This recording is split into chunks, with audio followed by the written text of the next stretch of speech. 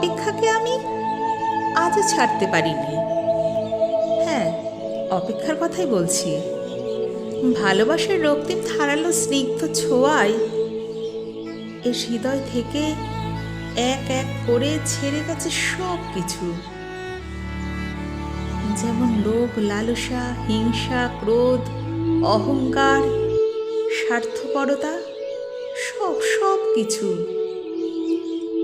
কিন্তু অপেক্ষা আমাকে আজও ছেড়ে যেতে পারেনি। আমি ভালোবাসার জন্য সব কিছু ছেড়েছি, শুধু অপেক্ষা ছাড়া। অপেক্ষাকে আমি আজও হৃদয়ের গহীনতম অংশে অবরুদ্ধ করে বেঁচে আছি। অনেকেই বলে অপেক্ষা হচ্ছে শুদ্ধতম ভালোবাসার প্রকাশ। ভালোবাসতে তো সবাই পারে, কিন্তু সবাই প্রিয় মানুষটার জন্য অপেক্ষা করতে পারে না। আসলেই কি তাই?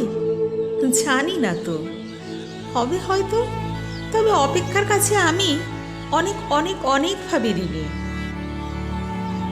প্রিয় মানুষের জন্য অপেক্ষা আমাকে পাখির মতো সহজ হতে শিখিয়েছে, শিশুর মতো অনাবিল হতে শিখিয়েছে, আকাশের মতো বিশাল হতে শিখিয়েছে, ফুলের মতো স্নিগ্ধ সুন্দর হতে শিখিয়েছে।